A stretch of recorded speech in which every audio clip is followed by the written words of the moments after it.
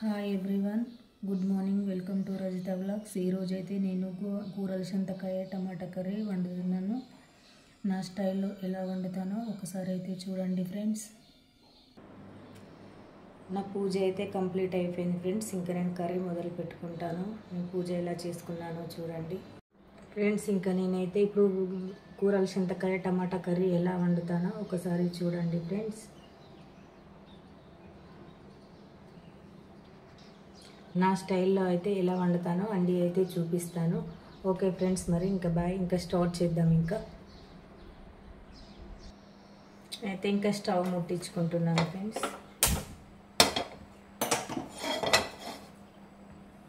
కొంచెం స్టవ్ పెద్దగా పెట్టుకుందాం. కూరల చింతకాయ కర్రీకి అయితే తగినంత ఆయిల్ అయితే వేసుకోవాలి. నేనైతే ఒక 3 స్పూన్స్ వేసుకున్నాను.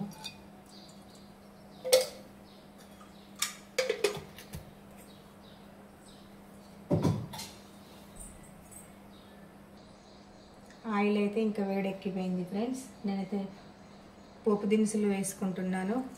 జీలకర్ర వేసాను, కొంచెం ఆవాలు, కొంచెం పప్పు దినుసులు వేస్తున్నాను.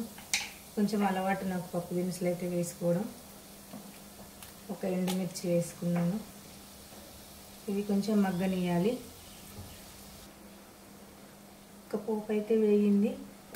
నేను ఇందులో ఆనియన్స్, పచ్చిమిర్చి అయితే వేసుకుంటాను.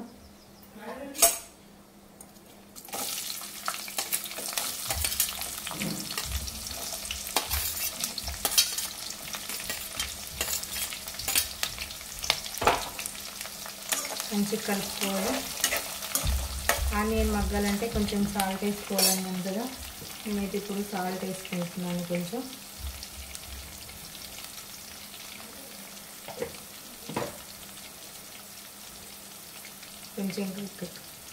కరివేపాకు అయితే వేస్తున్నాను.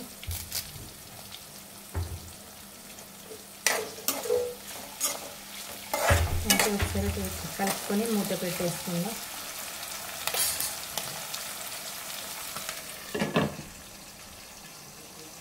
ఒకసారి అయితే మూత తీసి చూసుకుందాం.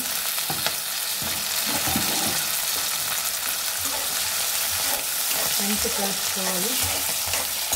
ఈ ఆనియన్ పచ్చిమిర్చి అయితే ఇంకా వేగలేదు.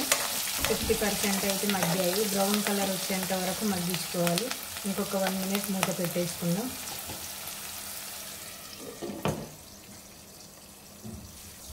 మళ్ళీ ఒకసారి అయితే మూత తీసి చూసుకుందాం. ఈ ఆనియన్స్ అయితే బ్రౌన్ కలర్లో మగ్గిపోయాయి. ఇలా మగ్గాలి మంచిగా. పెద్దగా పెట్టుకోవద్దు, కొంచెం చిన్నగా పెట్టుకోవాలి. పోపు అనేది మాడిపోతుంది. నేనైతే 1 స్పూన్ పసుపు వేసుకుంటున్నాను. నేను ఇది షాప్లో ఇచ్చింది కాదు, పసుపు కొమ్ములు పట్టించింది. అందుకోసమని ఎక్కువ వేయను. 1 స్పూన్ అయితే సరిపోతుంది. షాప్లో అయితే కొంచెం తెల్లగా ఉంటుంది, బాగుండదు కాబట్టి ఎక్కువ వేసుకున్నా ఏం కాదు. ఇది 1 స్పూన్ వేస్తే సరిపోతుంది కర్రీకి.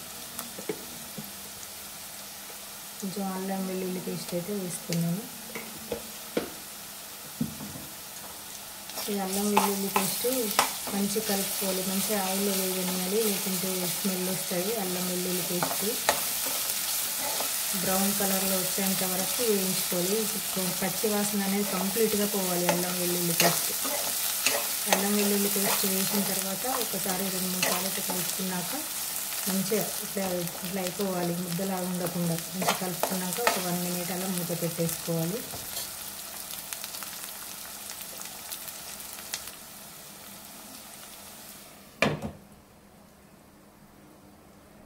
ఒక 1 మినిట్ అయిపోయింది కదా. ఇంకా అల్లం వెల్లుల్లి పేస్ట్ అయితే ఇలా మగ్గిపోయి ఆయిల్ అనేది ఇట్లా పైకి వచ్చేసింది. అలా మగ్గాలి అల్లం వెల్లుల్లి పేస్ట్.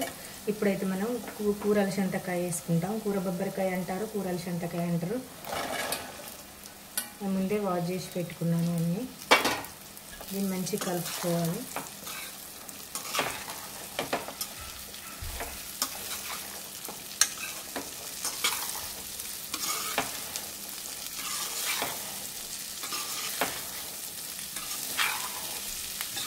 దీంట్లోనైతే నేను వాటర్ వేయను. వాటర్ వేయకుండానే ఉడికించుకుంటాను. చాలా బాగుంటుంది. వాటర్ వేస్తే కొంచెం టేస్ట్ అది వేరే అవుతుంది. వాటర్ వేయకుంటే చాలా బాగుంటుంది. మీరు ఒకసారి ఇలా ట్రై చేయండి. మంచిగా కలుపుకున్నాం కదా, ఒకసారి అయితే మూత పెట్టేసుకుందాం. ఇంకా మూత తీసి చూసుకుందాం.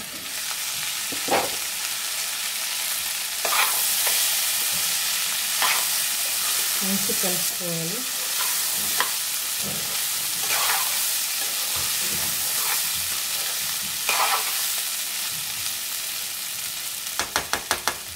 మళ్ళీ మూత పెట్టేసుకుందాం. మూత తీసి చూసుకుందాం.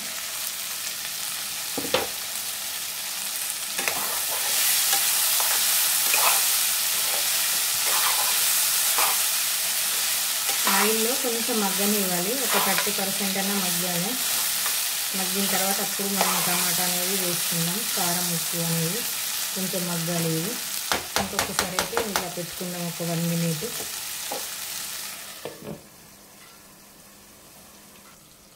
మూత తీసి చూసుకుందాం. ఇంకా ఇలా మధ్య మధ్యలో మూత తీసి కలుపుకోకుంటే అంటుకుంటుంది. ఇవి అంటుకుంటుంది. ఇప్పుడైతే మనం ఇంకా టమాటా కారం అనేది అయితే వేసుకోవాలి. ఆల్మోస్ట్ 50% అయితే మగ్గింది. ఇప్పుడు టమాటా వేస్తున్నాను. ఒకటే టమాటా వేసుకోవాలి, ఎందుకంటే కారం తీయగా అయిపోతుంది. కొంచెం అయితే కారం వేస్తున్నాను. నేను పచ్చిమిర్చి వేసాను కాబట్టి నాకు కారం సరిపోతుంది. ఇంకా సాల్ట్ అప్పుడు కొంచెం వేసాను కదా, సాల్ట్ కూడా సరిపోతుంది. నాకు డైలీ వంట చేస్తాను కాబట్టి ఇంకా నాకు టేస్ట్ చేయాల్సిన అవసరం లేదు. నాకు అందాజ అనేది తెలిసిపోతుంది. ఇంకా ఎంత పడుతుంది కారం, ఉప్పు అన్నీ. ఇంకా మంచిగా కలుపుకోవాలి. టమాటా వేసిన తర్వాత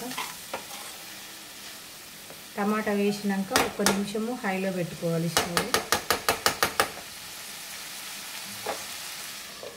మళ్ళీ మూత తీసుకునేంత వరకు హైలో ఉంచుదాము. మూత తీసుకుని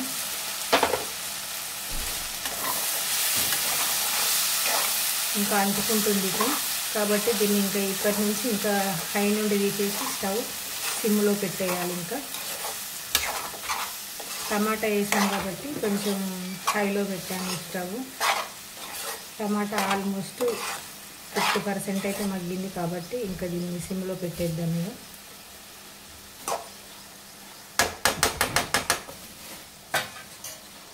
మూత పెట్టేసుకుందాం. మూత పెట్టేసి ఇంకా స్టవ్ సిమ్లో అయితే పెట్టేసుకుందాం.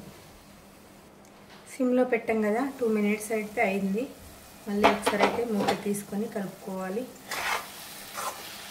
ఇంకా మనం సిమ్లో పెట్టాం కాబట్టి ఇంకా వాటర్ అనేది అదే వస్తుంది. చూడండి,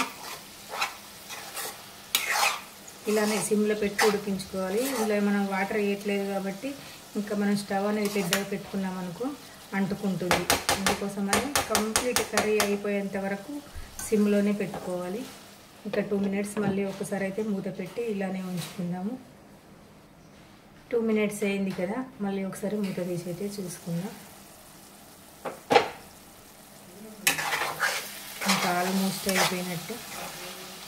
ఇప్పుడైతే మనం కొత్తిమీర వేసుకుందాం.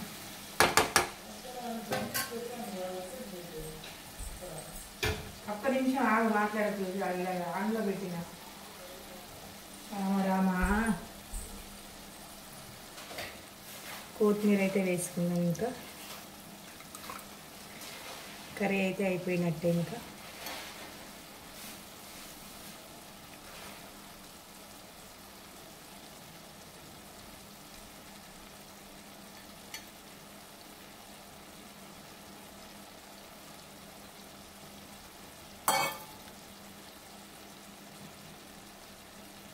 కొత్తిమీర వేసాక చాలామంది స్టవ్ కట్టేస్తారు. ఇంకా నేనైతే కొత్తిమీర వేసినాక కూడా ఒక 1 మినిట్ అలా వదిలేస్తాను.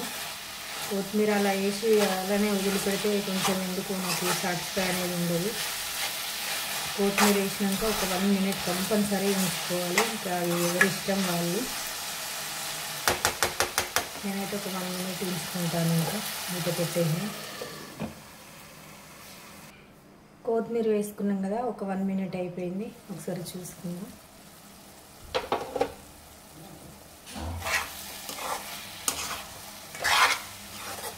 సూపర్గా అయిపోయింది కదా కర్రీ.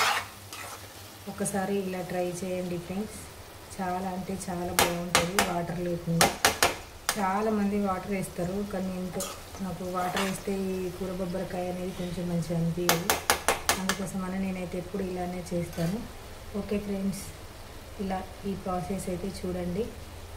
నా ఈ కూరల చింతకాయ కర్రీ, కూర బొబ్బరికాయ కర్రీ నచ్చినట్టయితే కనుక కామెంట్ బాక్స్లో కామెంట్ చేయండి. కొత్తగా నా ఛానల్ చూసేవారైతే నా ఛానల్ని సబ్స్క్రైబ్ చేసుకోండి. Bye friends. ఇంకా దీన్ని అయితే ఇంకా మూత పెట్టేస్తున్నాను, అయిపోయింది ఇంకా. ఓకే మరి bye friends, bye bye. Curry అయిపోయింది, ఇంకా నేనైతే భోజనం చేస్తున్నాను. కర్రీ అయితే చాలా బాగుంది ఫ్రెండ్స్. మీకు కనుక ఈ కర్రీ నచ్చినట్టయితే కనుక కామెంట్ బాక్స్లో కామెంట్ చేయండి. కొత్తగా నా ఛానల్ చూసేవారైతే సబ్స్క్రైబ్ చేసుకోండి. ఓకే ఫ్రెండ్స్, మరి బాయ్.